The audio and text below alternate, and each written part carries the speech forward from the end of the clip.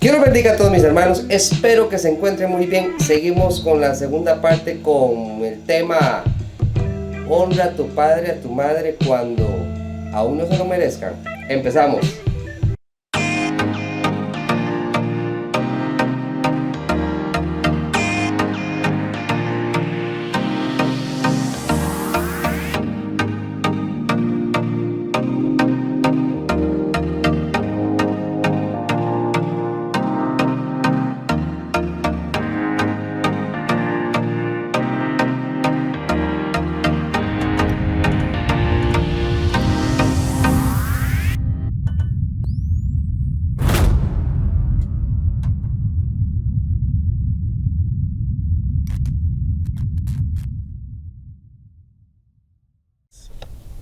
Pero yo soy de los que piensan que las excusas pueden ser muy válidas, pero no te ayudan a llegar a donde tienes que llegar. Aquí lo importante no es la excusa que usted me presente, sino yo necesito llegar de punto A a punto B. Y yo puedo decir, es que estoy cansado, es que hay muchas espinas, es que si camino de aquí a allá me pueden matar. Y puedo tener muchas excusas que son válidas. Mi papá no me quiere, mi papá me abandonó, mi papá me maltrató, mi papá abusó, todo lo que usted me quiera decir. Mi mamá hizo esto, mi mamá hizo aquello, usted me puede decir un montón de cosas y todas son excusas válidas. Pero ¿será que te van a ayudar a alcanzar lo que Dios tiene para ti? Sí, pero es que digamos, como un Dios tan bueno permitió que yo tuviera ese papá, dirían por ahí. Ahora, el problema de nosotros es que la gente vive en un mundo donde un Dios que todo lo hizo con propósito, la gente vive sin propósito. Si usted le pregunta a la gente, ¿cuál es su propósito aquí en este mundo? Son pocos los que le pueden decir a usted. Es más, usted le pregunta a un muchacho, dígame, ¿dónde se ve usted dentro de 10 años? Dentro de 20 años, ¿dónde se ve usted? De ahí no sé. Entonces, si usted no sabe dónde se ve, usted no tiene un propósito para nada. Usted no tiene un propósito para honrar a sus papás. Porque usted no tiene una esperanza de nada. Usted sencillamente vive todos los días viendo lo malo que puede pasar o lo negativo que ha llegado a su vida. Pero como usted no tiene propósito, a usted no le importa. Entonces todas las cosas pequeñas llegan a tener más valor que las cosas que realmente son importantes.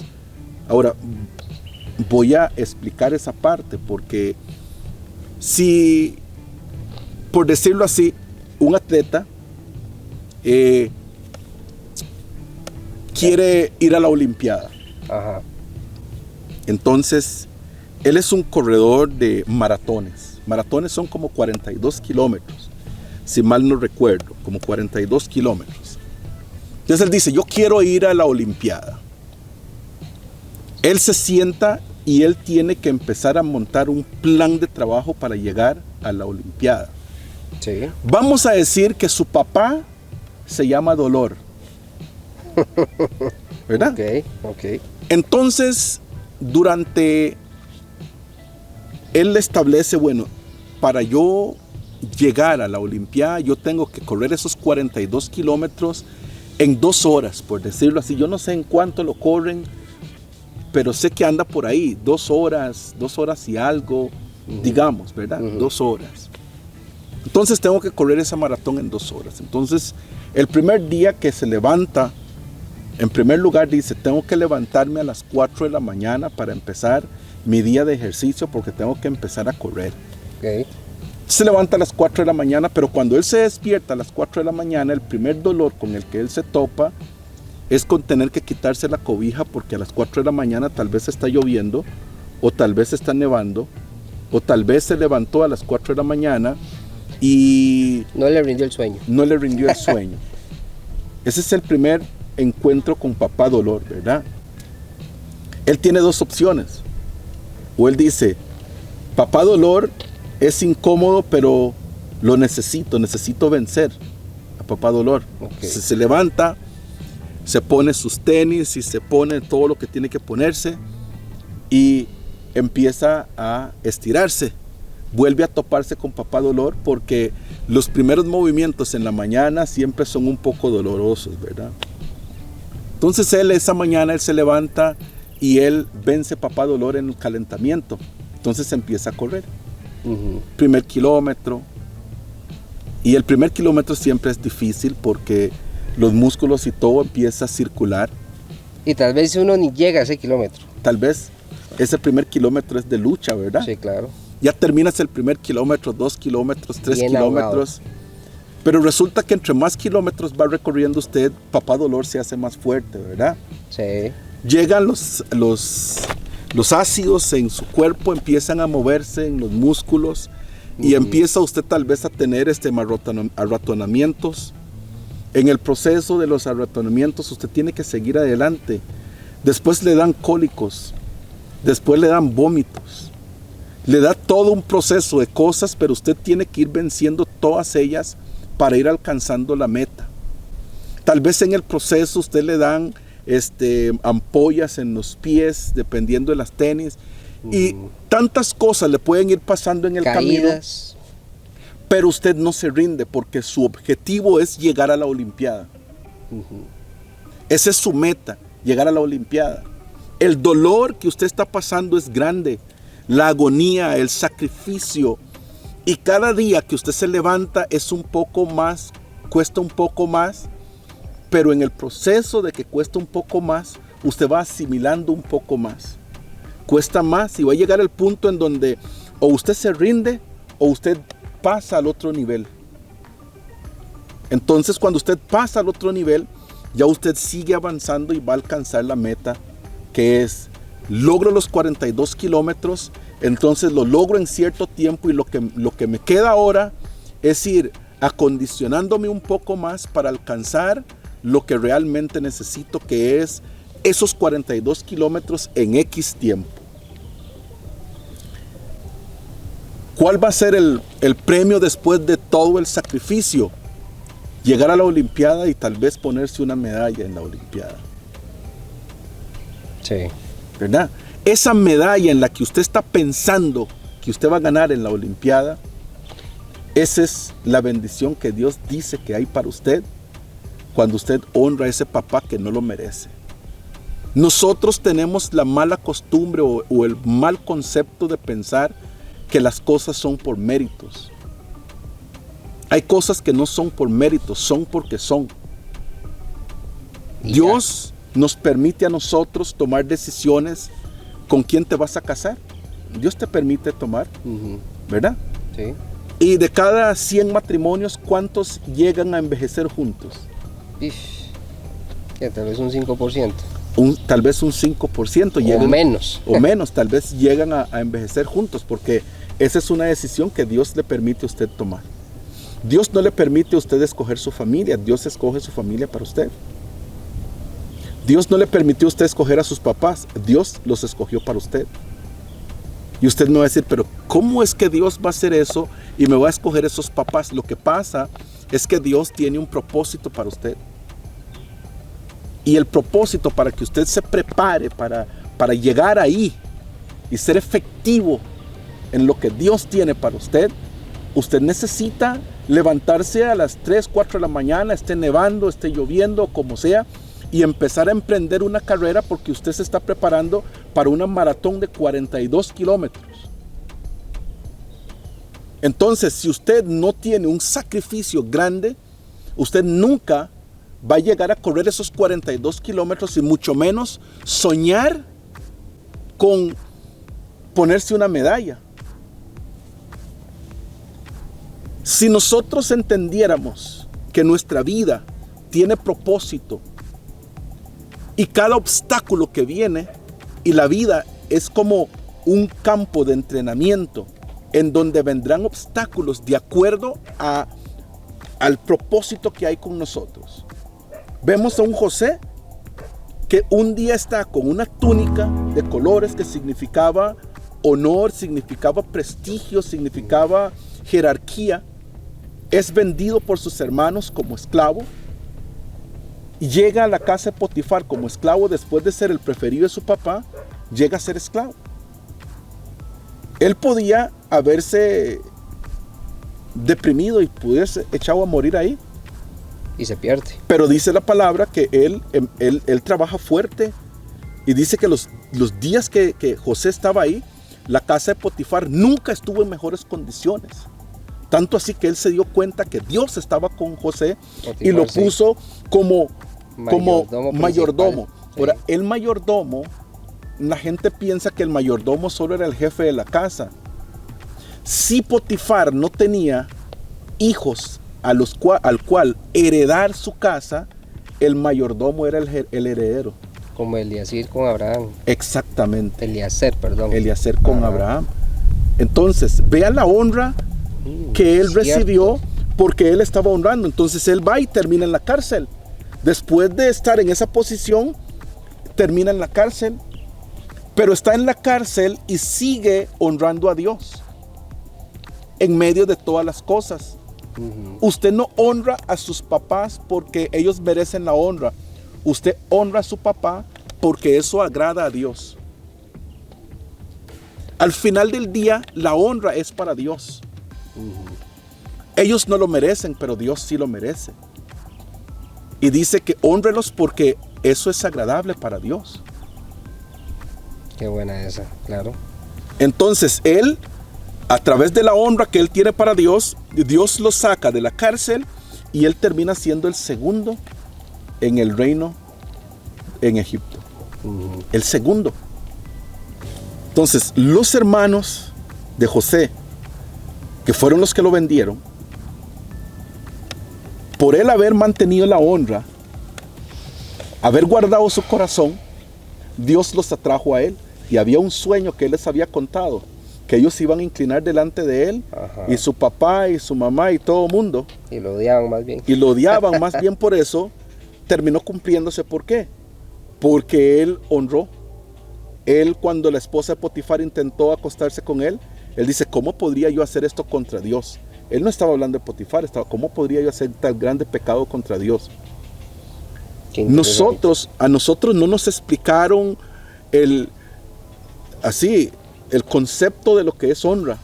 Entonces nosotros lo primero que vemos es lo malo de papá, y no vemos que entre lo malo de papá y entre más cuesta honrar a papá, entre más difícil sea, más grande es la recompensa.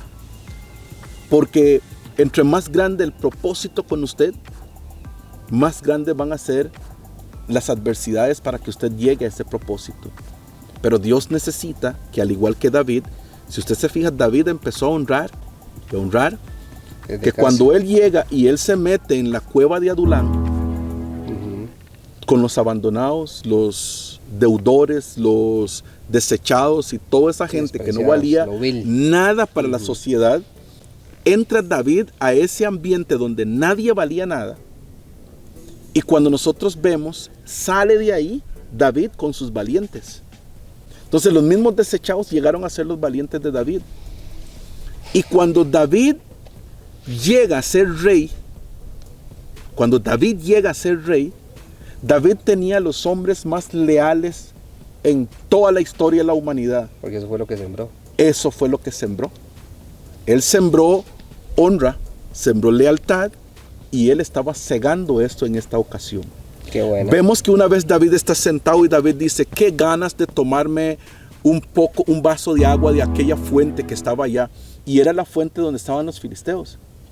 Dos de sus hombres dijeron, mi rey quiere agua y vamos a ir a buscar esa agua. Y fueron y mataron a cualquier cantidad de gente y le trajeron el agua. Y cuando le dijeron, rey, aquí está el agua, él dice, ¿quién soy yo para tomar esto? No me lo merezco. Y David hizo un sacrificio, esa agua para Dios, y no se la tomó porque dice que no lo merecía. Entonces, usted siembra en honra. Qué profundo. Y usted va a cegar en honra. Ahora, tenemos a muchas personas que dicen, es que mis hijos son rebeldes y mis hijos se portan mal y mis hijos aquí y mis hijos allá. Entonces, si usted se echa para atrás y usted los ve, ¿qué fue lo que sembraron en el pasado? ¿Dónde está la honra que vieron sus hijos?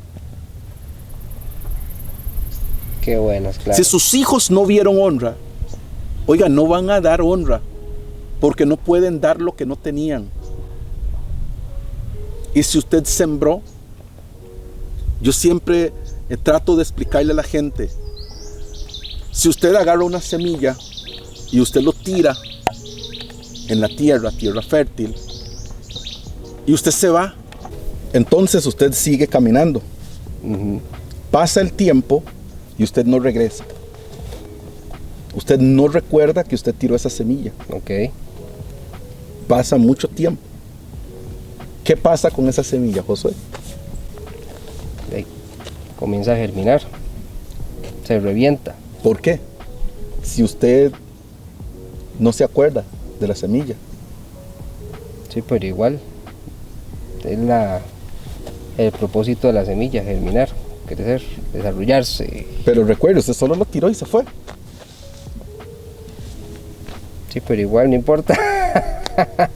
Es exactamente a lo que me refiero. Muchas veces nosotros tiramos la semilla y como ya yo no recuerdo la semilla que tiré ahí, porque mucha gente piensa que su memoria es un abono para la semilla. O sea, si yo no lo recuerdo, entonces la semilla no va a crecer.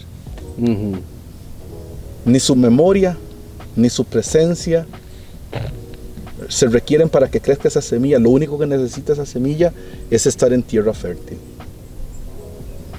Entonces, tal vez usted después de un tiempo, usted pasó por ese lugar y cuando usted vio, oiga, ¿y ese árbol cómo está dando fruto? Es exactamente lo que pasa con nosotros cuando hacemos las cosas. Es exactamente lo mismo. Eso pasa con nosotros.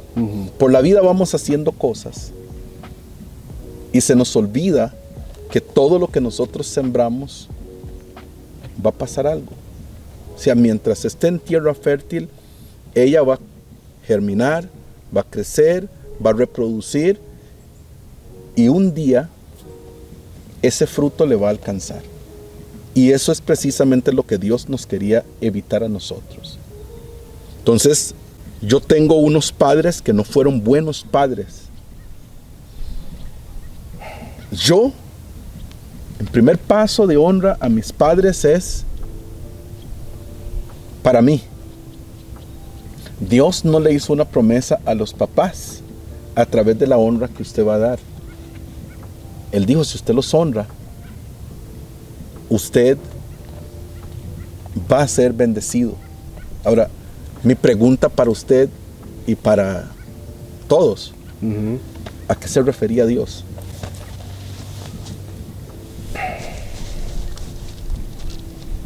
¿Qué se refería Dios en qué? Cuando habla de honra, que dice que honrelos, ¿a qué se refería? Sí, a la obediencia de uno hacia Dios. Usted ahora lo conceptualiza así por todo lo que hemos venido diciendo. Pero ¿será que antes usted pensaba así? No, y no solo por lo que estamos hablando, sino desde antes yo pensaba que era hacia, tal vez a uno, al papá, o los casos que uno atiende, que qué difícil para esa persona de honrar a ese papá. Pero no está hablando de ese papá terrenal, sino ese Padre Celestial que dicta que honremos a nuestro papá terrenal. Entonces, el asunto es que Dios sabe que la forma de honrar a sus papás es la rectitud suya. Es la rectitud. Porque dejémonos de cosas. Hay papás a las cuales que usted no se puede acercar a ellos. Hay casos, sí. Hay casos en que usted no puede acercarse a su papá. Y la honra no significa que usted tiene que estar cerca de papá. Ok, ese detalle es interesantísimo. Entonces, pastor. Ahora, la honra es, ¿qué hago yo? ¿Qué hago yo? Porque estoy viviendo una situación complicada con mi papá. Si usted se fija, los jóvenes, por ejemplo, voy a hablar de los jóvenes porque ya cuando la gente llega a cierta edad ya, pero voy a hablar de los jóvenes. Tienen malos papás. Ok. Tienen un mal papá. Entonces usted los verá que ellos dicen, bueno, es que yo me metí en tal cosa porque mis papás eran así, así, así, así. Y empiezan a describirle a usted cómo fueron los papás y todo el asunto. Sí. usted no ve que ellos tratan de salir adelante, usted no ve que ellos tratan como voy a estudiar, voy a esforzarme, voy a hacer esto, voy a hacer lo otro, porque yo no quiero entregarle este legado a mis hijos, que fue el que recibí de mi papá. Hay dos cosas que usted puede aprender de sus papás. Cosas que usted debe imitar y cosas que usted no debe hacer. Y muchas veces nosotros imitamos las que no debemos hacer y dejamos las que deberíamos hacer.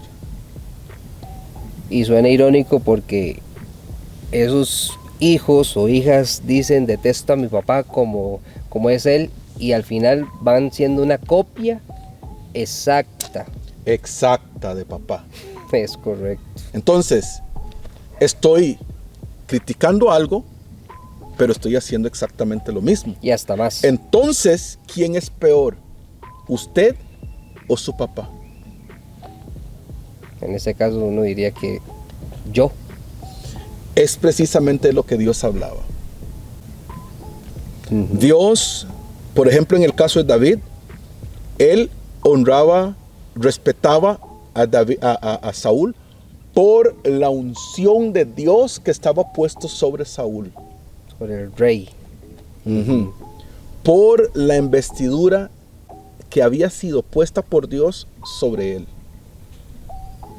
¿Ve?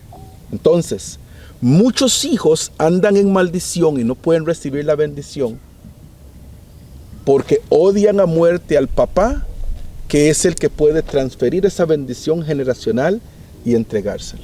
Y no solo eso, no solo odian, sino que hasta en noticias, hijos matan a su padre o a su madre, golpes, agresión, el hijo hacia los progenitores. Entonces vemos que hay un enemigo silencioso que nos puso a pelear entre nosotros, cuando Dios dice que nuestra lucha no es contra sangre ni carne, o sea, entre nosotros. Nuestra lucha no está entre nosotros. Tenemos un enemigo que hizo esa división entre nosotros, la cual nos ha llevado inclusive a odiarnos entre nosotros, a querer agredirnos, y entonces aquella bendición que está en papá, que él me tiene que entregar a mí, el enemigo me alejó de él, entonces nunca pude heredar esa bendición. Es que a mí no me interesa eso, dirían por ahí. Lo mismo fue lo que dijo Esaú. ¿De qué me sirve a mí esa primogenitura si de todos modos me voy a morir? Pero resulta que cuando ya lo vendió y el hermano le hizo la treta para llevarse la bendición, entonces quería matar al hermano. Muchos de nosotros hablamos por las emociones, por lo que está pasando en el momento, y nos dejamos llevar por algún momento de angustia, un momento en donde, a mí qué me importa eso, porque pensamos que las palabras se las lleva el viento. Sí. Y Josué, déjeme decirle que nuestras palabras tienen poder, y no tal vez porque usted entienda lo que está diciendo, sino porque usted lo dijo. Por eso la Biblia dice: con el corazón se cree para justicia y con la boca se confiesa para salvación. Entonces no podemos tomar a la ligera nuestras palabras. Como hijos no podemos maldecir a nuestros papás, porque de ellos procedemos. Entonces sería como maldecir la semilla de donde salimos. Bueno, mis hermanos, se acabó el tiempo. No se pierda la otra semana la tercera parte, porque este tema de honrar a padre y a madre está muy interesante. Hasta luego, bendiciones.